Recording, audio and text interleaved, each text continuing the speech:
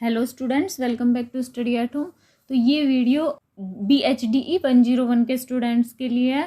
इसमें आपसे पिछले साल ईयर के क्वेश्चन पेपर है, उनमें था कि एक घीसा के चरित्र के बारे में बताइए, यानी कि जो घीसा रेखा चित्र है उसका जो नायक कह लो या फिर यूं कह लो कि उसका मुख्य पात्र होता है। एक तो होते हैं महादेवी वर्मा और एक जो जिसके बारे में बता रही होती है ना वो बच्चा, उसका नाम था घीसा। तो उसका चरित्र के बारे में आपको टिप्पणी लिखनी है, यानी कि उसके चरित्र की विशेषताएं क्या है वो पूछ सकते हैं, या फिर चरित्र सीधा इतना लिख देंगे कि घीसा का चरित्र, उसमें आपको 100 वर्ड्स में आंसर देना है।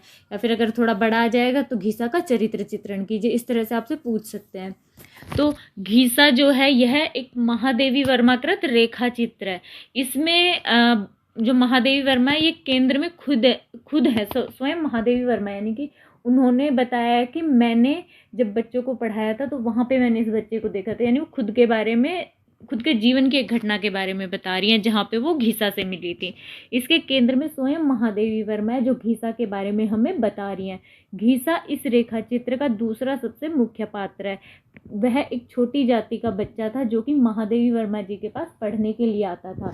यह रेखा चित्र पूरी तरह से घीसा व उसकी माँ के इर्द गिर्द ही रचा गया है। इस रेखा चित्र को पढ़ने पर हमारे सामने घीसा का पूरा चरित्र सामने, पूरा जो चरित्र वो तो सामने नहीं आता, यानी चरित्र की सारी विशेषताएं सामने नहीं आती, लेकिन कुछ विशेषताएं हैं उसकी वो हमें पता चलती हैं जो कि निम्नलिखित है। इसमें कुछ विशेषताएं मैं बता रही हूँ, लेकिन इसमें एक दो विशेषताएं आप खुद से ऐड कर दीजिएगा कि वो अपनी माँ से बहुत प्रेम करता था, यानी कि वो जैसे कि उसके पिता का देहांत हो गया था। आपने रेखा चित्र पढ़ा होगा तो आपको पता होगा कि उसकी माँ, उसके पिता का देहांत हो जाता है, उसके बाद वो पैदा होता है तो समाज वाले क्या उसकी माँ को काफ़ी ताना देते हैं और उसे भी नफरत की दृष्टि से देखते हैं।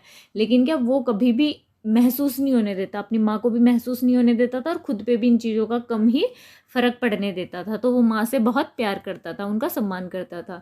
तो बाकी कुछ विशेषताएं हैं कि घीसा यद्यपि इतना बड़ा तो नहीं था कि वह अपने बारे में बोली जाने वाली बातें या फिर या कहें कि अफवाहों को समझ सके, फिर भी वह उन लोगों के प्रति जो उसको अप्रिय बात बोलते थे ना, अप्रिय रवैया, उनको समझता था। उसके यानी कि उसको ये नहीं पता था किस वजह से बोल रहे हैं, इन बात का मतलब क्या है, लेकिन ये क्या समझ रहा था कि ये मेरी उपेक्षा कर रहे हैं, मेरी हंसी उड़ा रहे हैं, ये मुझे पसंद नहीं करते, वो चीज़ समझता था। और इस वजह से क्या ऐसे लोगों से वो दूरी रहना पसंद करता था। अब वो कौन सी अफवाह थी, तो आपने पढ़ा होगा ना कि उसके पिता का देहांत हो गया और उसके 6 महीने के बाद घीसा पैदा हुआ था। लेकिन कहते ना जितने मुंह उतनी बातें, तो लोगों के बीच में अफवाह थी कि ये शादी के बाद पैदा हुआ, उसके पति की मौत के बाद पैदा हुआ है, तो इस वजह से नाजायज बच्चा है। इस वजह से इसका और इसकी माँ का क्या अपमान किया जाता था समाज में, कई बार समाज के लोगों के द्वारा।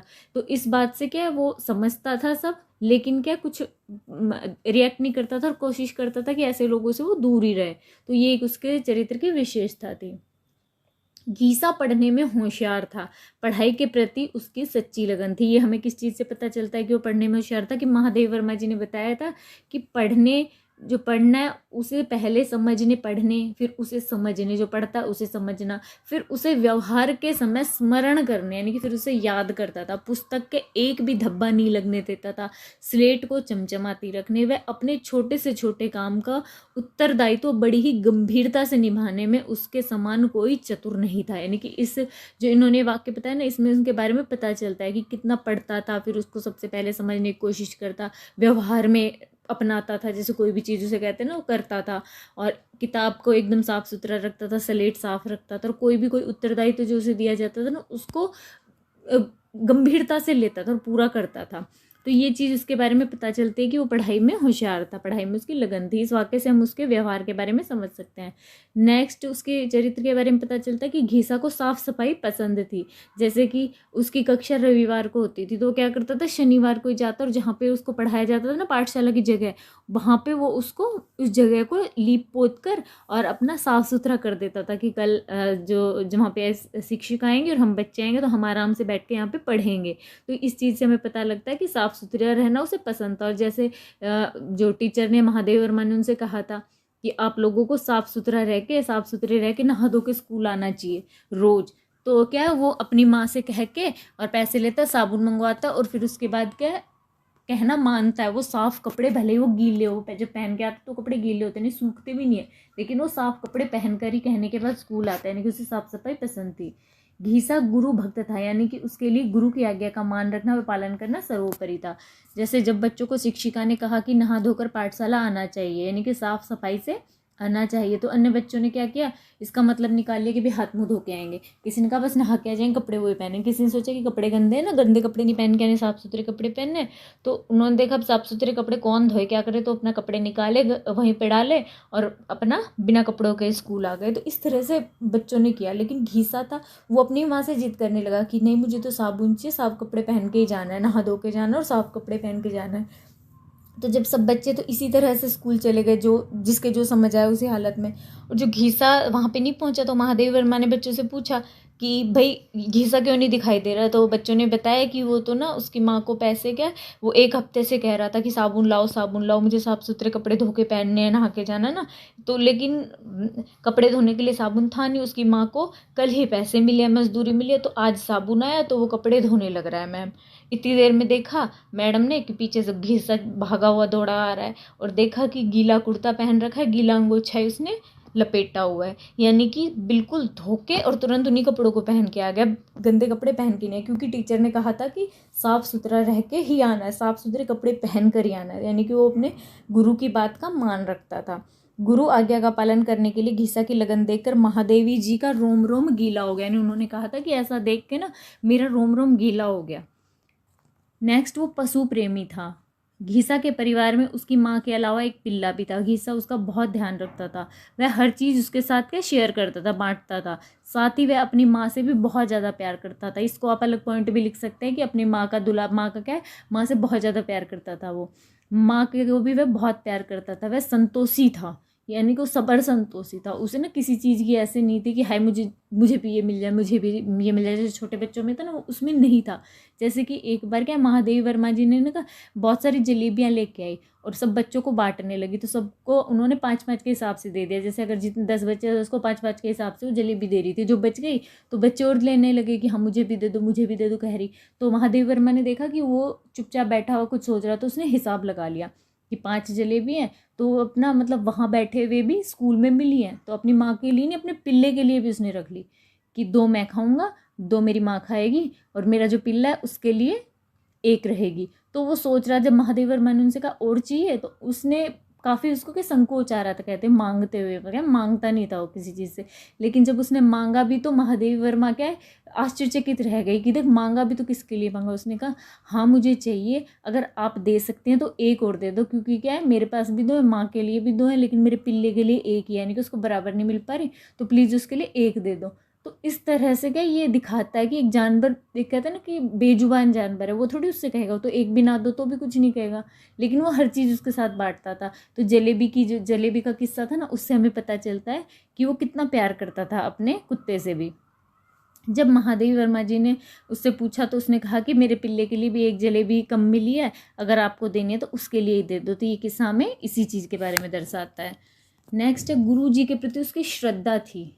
घीसा के चरित्र में हमें दिखती है कि कैसे जब उसे पता चला ना कि वो जा रही हैं, शिक्षिका जो महादेवी वर्मा है वो शहर जा रही हैं, लेकिन उस दिन क्या उस घीसा की तबीयत खराब थी और उसे कहीं से पता लग गया कि शहर में क्या दंगे भड़के हुए हैं, दंगे हो रहे हैं। तो उसे गुरु की इतनी चिंता थी, उसके प्रति श्रद्धा भी थी और उसकी चिंता भी थी। इसमें आप श्रद्धा के साथ चिंता भी लिख सकते हैं कि इतनी चिंता थी कि उसे चिंता हो गई कि अगर ऐसे दंगे भड़क रहे हैं, अगर हमारी टीचर है अगर वो जाएगी शहर में तो इनको कुछ हो ना जाए। तो खुद की तबीयत तो भूल गया वो कि उसको क्या समस्या थी ना, बीमार था वो तो भूल गया, और दौड़कर मुश्किलों से क्या महादेवी वर्मा जी के पास पहुंचा और उनको कहने लगा। जब वो नहीं मानी कि नहीं जाना है, तो क्या उसके पैरों में गिर के, महादेवी जी के पैरों में गिर के, और बोला नहीं आप ना मत जाइए, हाँ आपको जाना हो तो आप ना जब दंगे समाप्त हो जाए तब चली जाना, प्लीज़ मान लीजिए।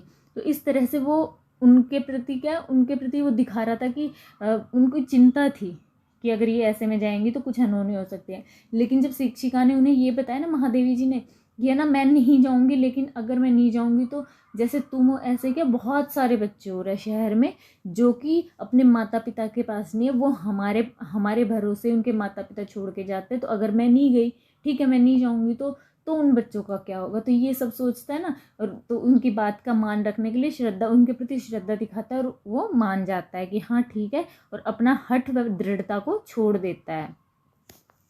नेक्स्ट, घीसा के चरित्र की एक प्रमुख विशेषता महादेवी जी को अपनी विदाई के समय पता चली थी कि घीसा जो था वो कैसे स्वभाव का था, कि घीसा ने जो क्या, महादेवी जी जब जाने लगी तो कोई कुछ लेके जाए, कोई अपने अपने कहते हैं ना हम क्षमता अनुसार हम भी किसी को जैसे देते हैं ना, कोई जाता है तो उसको फेयरवेल गिफ्ट देते हैं।